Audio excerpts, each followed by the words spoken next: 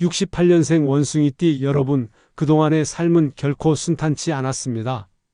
젊은 시절부터 가정과 일, 그리고 사회 속에서 늘 버팀목이 되어야 했고, 때로는 기대던 어깨마저 사라져 혼자 감당해야 했던 날들도 많았습니다. 경제적 기복, 사람 간의 오해, 예상치 못한 건강 문제까지 겹치며 마음이 무겁던 시기도 있었지요. 하지만 그 모든 시간을 견뎌낸 건 남다른 지혜와 유연함, 그리고 포기하지 않는 끈기 덕분이었습니다. 이제 2025년은 그동안 쌓아온 경험과 인맥이 결실로 돌아오는 해입니다. 스스로를 다그치기보다 잘 버텨온 자신을 인정하고 더 단단한 발판을 만드는 한 해로 삼으시길 바랍니다. 안녕하십니까? 운강이 천기연구원 운강입니다. 오늘도 사주의 이치로 여러분의 운을 살펴보겠습니다. 영상이 도움이 되셨다면 구독과 좋아요 부탁드립니다. 댓글에 생년월일, 태어난 시간, 성별을 남겨주시면 간단한 무료 사주 풀이와 소원 성취 기도를 정성껏 올려드리겠습니다. 현재 댓글이 매우 많아 모든 분께 빠르게 답변 드리기가 어려운 상황입니다. 우선적으로 구독과 좋아요 해주신 분들부터 차례로 정성껏 사주를 봐드리고 있으니 아직 참여하지 않으신 분들은 구독과 좋아요로 의사표현을 남겨주세요. 조금만 기다려주시면 가능한 한 많은 분들께 순차적으로 답변 드리겠습니다. 소중한 관심에 늘 감사드리며 좋은 기운 가득하시길 바랍니다.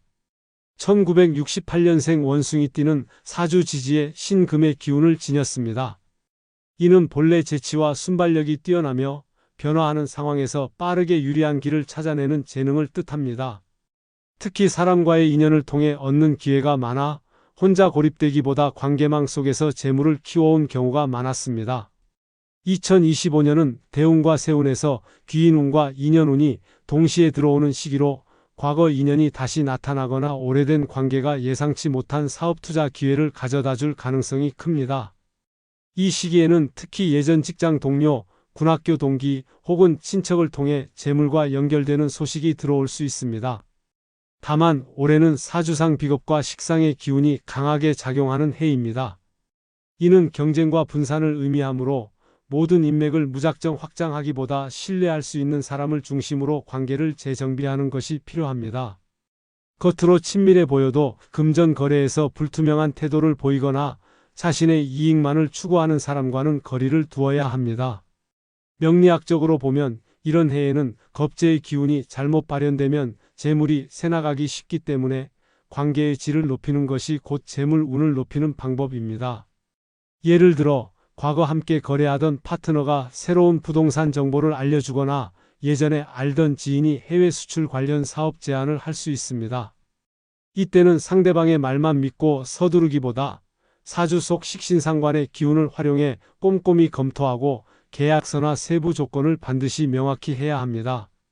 올해는 문서운이 강하므로 서류를 통한 법적 안전망을 잘 갖추면 큰 이익을 볼 수 있습니다.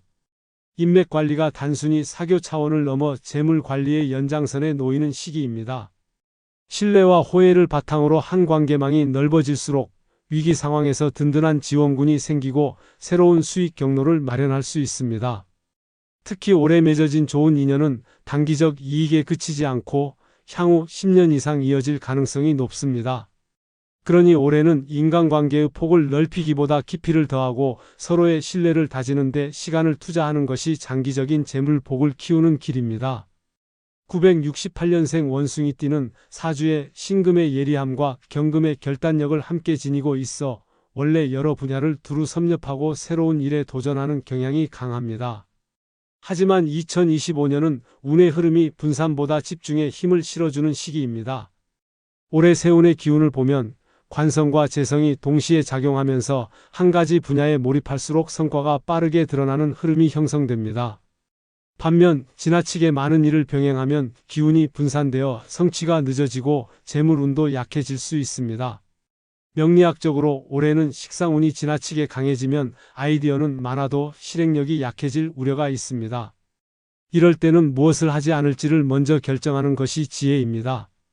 예를 들어 그동안 부동산, 주식, 부업, 직장 업무까지 한꺼번에 하며 몸과 마음이 지쳤다면 올해는 그중 하나를 주력 분야로 삼아 깊이 파고드는 것이 좋습니다. 재물운의 관점에서 보면 하나의 분야에서 신뢰와 성과를 쌓아야 장기적으로 더 큰 수익을 끌어올 수 있습니다. 실제 사례로 같은 원숭이띠라도 여러 사업을 병행하던 사람이 올해 한 분야로만 방향을 정리하자 불과 반년 만에 안정적인 매출과 거래처 신뢰를 확보한 경우가 있습니다. 이는 사주 속 재성의 기운이 단단해졌기 때문에 가능한 결과입니다. 집중하면 주변에서도 그 사람을 전문가로 인식하게 되고 자연스럽게 기회가 모입니다. 또한 선택과 집중은 재정 관리에도 큰 효과를 줍니다. 명리학에서는 재물운이 강해도 지출 구조가 분산되면 실제로 손에 남는 돈이 적다고 봅니다. 올해는 소비와 투자 방향을 한정하고 불필요한 지출을 줄이는 것이 핵심입니다. 예를 들어 투자 포트폴리오를 3개에서 한두 개로 줄이고 남은 자금은 예비 자금으로 두는 방식입니다. 이렇게 하면 예상치 못한 위기 상황에서도 안정성을 유지할 수 있습니다. 정리하자면 올해 1968년생 원숭이띠는 기회가 많아 보이더라도 모두 잡겠다는 마음을 버리고 자신의 장점과 운의 흐름이 맞는 분야 하나에 에너지를 집중하는 것이 필요합니다.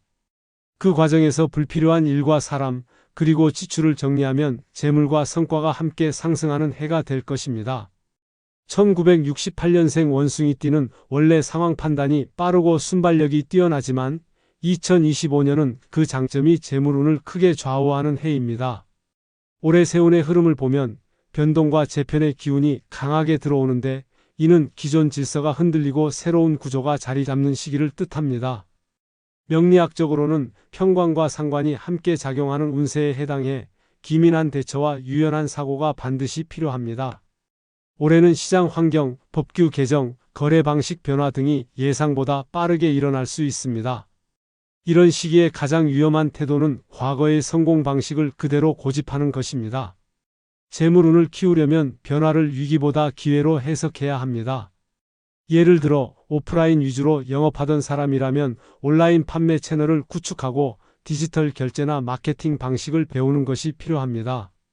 원숭이띠는 원래 새로운 도구와 기술 습득 속도가 빠른 편이므로 이를 적극 활용하면 좋습니다. 사주상 올해는 식신과 상관의 기운이 강화되어 배움을 통한 재물 창출이 유리합니다.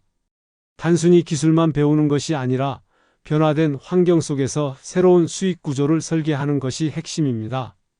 예를 들어 직장인이라면 비대면 업무 환경에 맞춘 역량을 쌓고 사업가라면 최신 트렌드를 반영한 상품이나 서비스를 기획해야 합니다. 이런 준비가 되어 있으면 변화가 닥쳤을 때 즉시 대응할 수 있습니다. 실제 사례에서도 지난해까지 매출이 정체됐던 원숭이띠 사업자가 올해 초 디지털 전환을 시도한 뒤 불과 몇 달 만에 신규 고객층을 확보하고 안정적인 매출을 올린 경우가 있습니다. 이는 변화에 대한 두려움보다 시도를 우선했기 때문에 가능한 성과였습니다. 또한 유연성은 사람 관계에서도 필요합니다. 변화가 많은 시기에는 기존 인맥 중 일부가 사라지거나 새로운 사람들이 들어올 수 있습니다.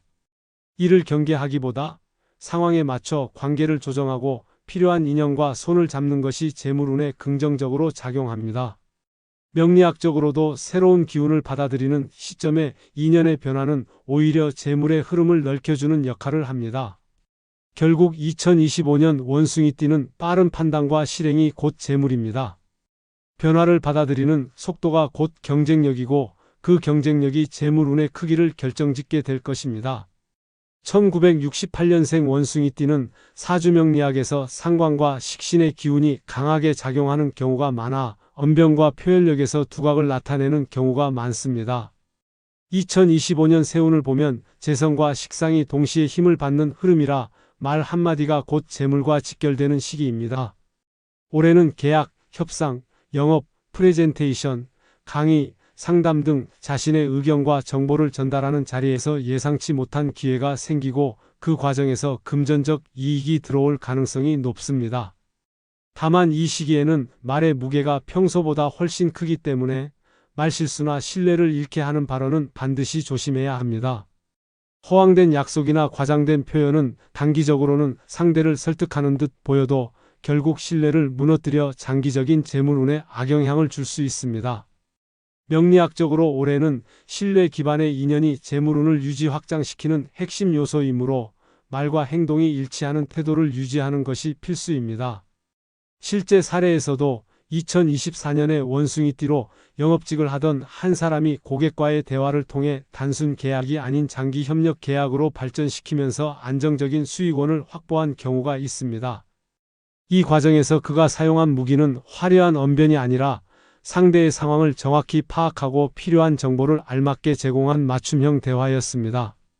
또한 올해는 문서운과 구술운이 함께 들어오는 시기이기 때문에 말로만 끝나는 것이 아니라 이를 실제 계약서나 공식 제안서로 연결시키는 능력이 재물운 상승에 큰 역할을 합니다. 즉, 말로 신뢰를 얻고 문서로 그것을 확정짓는 구조가 필요한 해입니다. 특히 사업가나 프리랜서, 영업직 종사자라면 말솜씨를 단순한 재능이 아니라 전략적 도구로 인식해야 합니다. 원숭이띠는 본래 순간 대처 능력이 뛰어나지만 2025년에는 즉흥적인 대화보다 사전에 준비된 말과 자료가 훨씬 더 큰 성과를 낼 수 있습니다. 사주상 올해는 기회가 짧고 빠르게 지나가기 때문에 준비된 말 한마디가 수개월치 수익을 좌우할 수 있습니다. 따라서 평소 거래처, 고객, 협력 파트너와의 대화에서 꼭 강조해야 할 메시지를 정리하고 불필요한 말은 줄이는 것이 좋습니다. 결국 올해 원숭이띠에게 말은 단순한 의사소통 수단이 아니라 재물을 끌어당기는 열쇠입니다. 정확하고 신뢰를 주는 말이 곧 장기적인 재정 기반으로 이어지며 그 기반이 향후 몇 년간의 재물운을 지탱하게 될 것입니다.